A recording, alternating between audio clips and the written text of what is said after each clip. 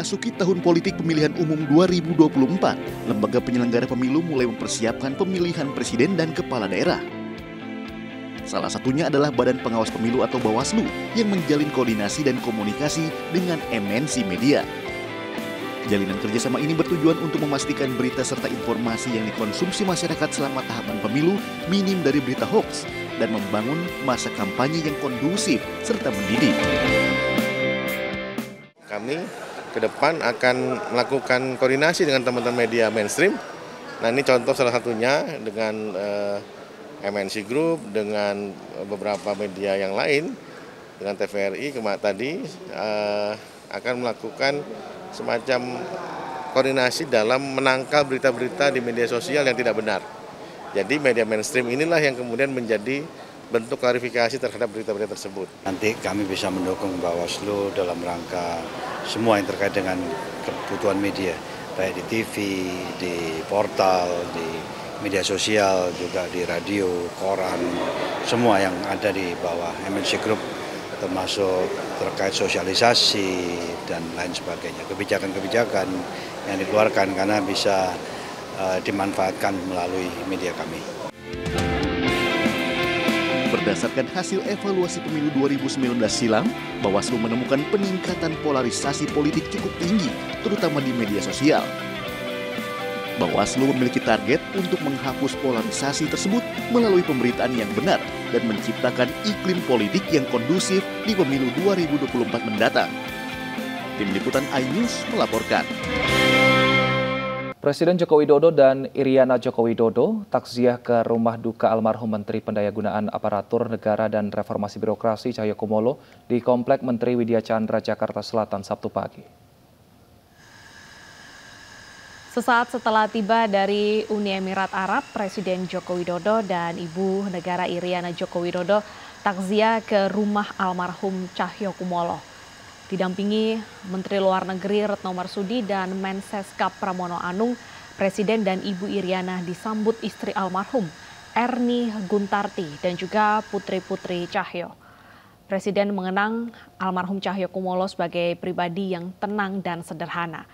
Almarhum dinilai Jokowi sebagai tokoh teladan dan juga nasionalis sejati. Almarhum Cahyokumolo meninggal dunia pada Jumat siang kemarin dan telah dimakamkan di Taman Makam Pahlawan pada sore harinya. Presiden Joko Widodo saat itu sedang melakukan kunjungan kenegaraan ke Uni Emirat Arab saat almarhum yang menjadi sebagai Menteri Pendayagunaan Aparatur Negara dan Reformasi Birokrasi di Kabinet Indonesia Bersama tersebut meninggal dunia karena sakit. Pemirsa, Presiden Indonesia Joko Widodo saat ini menjabat sebagai Ketua Negara-Negara Kelompok 20 atau Ketua G20 yang akan mendesak Rusia dan Ukraina untuk menghidupkan kembali pembicaraan damai. Presiden Joko Widodo demi perdamaian mengunjungi dua negara yang sedang berkonflik dan Ibu Iriana dengan setia mendampingi Presiden dalam lawatannya.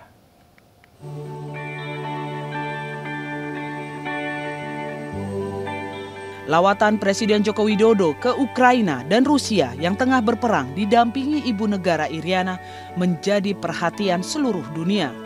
Tentu saja kehadiran Ibu Negara Iriana Joko Widodo menjadi sorotan banyak pihak. Kesetiaan, keberanian, dan kelembutan menjadi sorotan. Ibu Iriana menjadi ibu negara yang pertama kali berani menemani Presiden mengunjungi negara yang dilanda perang. Keikutsertaan Ibu Negara Iriana memberi sinyal penting pelibatan perempuan dalam proses perdamaian. Berbagai gerak-gerik Ibu Iriana menjadi sorotan penting, seperti yang dilakukan Ibu Iriana ini saat memeluk salah satu korban perang di Ukraina. Wanita korban perang ini tak kuasa menahan tangisnya saat dipeluk erat oleh Iriana. Momen ini tercipta saat Presiden Joko Widodo dan sang istri menyerahkan bantuan kemanusiaan ke salah satu rumah sakit di Kiev, Ukraina. Dalam kesempatan ini, Ibu Iriana menyampaikan harapannya agar perang segera berakhir. Ibu Iriana sangat miris melihat suasana dan korban perang. Dengan bismillah saya mendampingi Bapak. Moga-moga peperangan ini segera berakhir. Karena sangat merinding saya lihat. Ibu Iriana menunjukkan Indonesia memiliki itikat baik bahwa Indonesia serius dalam mendamaikan dua negara yang sedang berperang.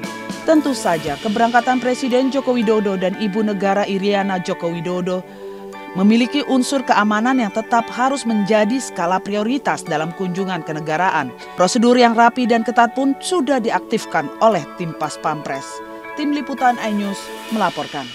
Ya pemirsa, publik mengapresiasi peran Ibu Negara dalam misi perdamaian kali ini. Dan untuk membahasnya lebih jauh sudah bergabung bersama kami Ike Suharjo, juru bicara nasional DPP Partai Perindo. Selamat siang Mbak Ike. Selamat siang Deta, Wilson, apa kabar? Baik, Mbak Ike, terkait dengan Ibu Iriana Joko Widodo yang mendampingi Presiden saat berkunjung ke Ukraina dan Rusia. Bagaimana Anda melihat peran perempuan dalam misi rekonsiliasi dan juga perdamaian?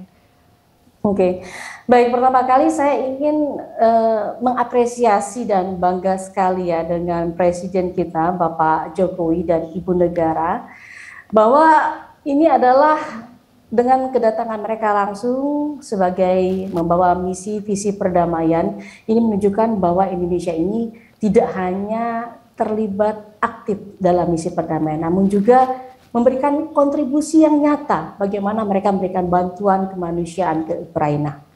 Nah, kalau saya lihat memang di Ibu Negara kita lihat kan adalah Ibu Negara pertama ya yang mengunjungi di negara konflik ini.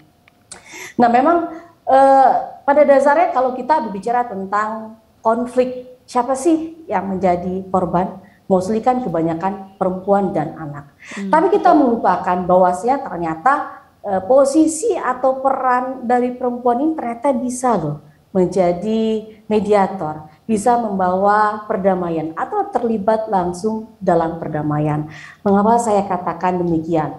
Karena kita tahu bahwasanya kan perempuan ini kan bisa dibilang mengedepankan secara emosional, mengedepankan perasaan, ya lebih tepatnya soft diplomasi ya dalam misi perdamaian ini. Betul. Dibandingkan dengan ego yang mengedepankan kepentingan politis. Nah, inilah saya bilang mengapa perempuan atau wanita bisa menjadi mempunyai peran penting dalam misi perdamaian dunia. Baik, ada tadi yang menarik yaitu perempuan mengedepankan perasaan. Ada juga momen-momen yang dibagikan kepada kita Mbak Ike ketika Ibu Iriana memeluk beberapa pengungsi di sana, beberapa korban dari perang ini. Tanggapan Anda, gestur apa yang ingin diberikan seorang ibu negara kepada kita semua? Oke, Mas Wilson, kita tahu bahwa Ukraina dan Rusia ini sudah mengalami konflik memasuki kurang lebih dari 4 bulan. Nah, ini artinya apa gitu kan? Bahwasanya bahwa negara ini sudah lelah gitu, lelah secara materi gitu kan, lelah juga sudah kehabisan pasukan dan lain-lain. Memang, dan ini adalah momen yang tepat Indonesia berada di sini, Indonesia mengunjungi ini karena sebagai mediator maupun negara ketiga yang bisa menjadi membawa atau misi perdamaian ini. Nah, kalau kita perhatikan Ibu Iriana sebagai ibu negara gitu kan, di saat perempuan dan anak lagi mengungsi, ternyata sosok ibu negara kita ini menjadi sorotan dunia loh.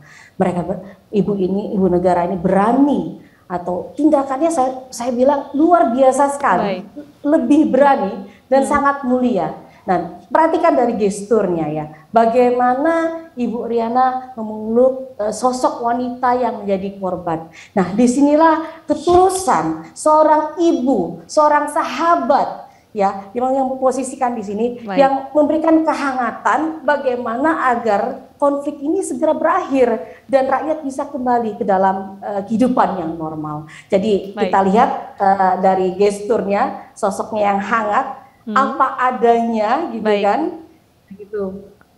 Oke, baik. Terima kasih Mbak Ike, sungguh luar biasa sekali perbincangan kita pada siang hari ini. Semoga dengan kehadiran Ibu Iriana pada misi perdamaian ini juga memotivasi ya kaum perempuan untuk berani ke depannya. Terima kasih sudah bergabung di iNews. Pemirsa, protokol kerjasama di bidang pertahanan ditandatangani Menteri Pertahanan Prabowo Subianto dengan Menteri Pertahanan Uni Emirat Arab Mohammed Ahmed Al-Buwardi. Kerjasama antara kedua negara juga dilakukan dalam pengembangan industri pertahanan.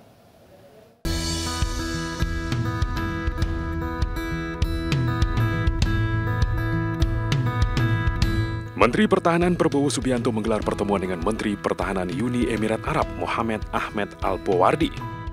Dalam pertemuan ini, Prabowo dan Menhan Uni Emirat Arab menandatangani protokol kerjasama pengembangan industri pertahanan.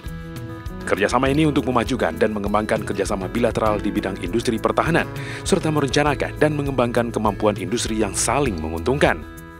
Dalam kesempatan ini juga terjalin kerjasama antara perusahaan industri pertahanan Indonesia dengan sejumlah perusahaan dan pemerintah Arab Saudi. Kerjasama di bidang pertahanan khususnya industri pertahanan sangat penting bagi kedua negara, terutama untuk pengembangan industri pertahanan di masa depan. Tim Liputan iNews melaporkan. Memperingati Hari Bayangkara, Polri menggelar doa lintas agama di lapangan Bayangkara Mabes Polri Jumat malam. Dalam doa bersama ini, Kapolri mengajak para tokoh agama dan juga anak bangsa untuk bersama menjaga keutuhan NKRI. Doa bersama lintas agama yang digelar dalam rangka Hari Ulang Tahun Bayangkara ke-76 dihadiri para pejabat utama Polri dan juga tokoh-tokoh agama. Secara bergantian, para tokoh agama membacakan doa untuk keselamatan, keamanan, dan juga keselamatan bangsa. Sementara itu, Kapolri berharap kepada para tokoh agama dan anak bangsa untuk tetap menjaga persatuan menghadapi berbagai situasi seperti akan diselenggarakannya pemilu dan juga pilkada, serta berbagai masalah sosial dan kesehatan seperti wabah PMK. Butuh suatu suasana kebatinan untuk bersama-sama kita bisa menjaga agar seluruh elemen bangsa, seluruh elemen dan tokoh lintas agama, seluruh umat anak bangsa yang ada di Indonesia ini bersatu untuk menghadapi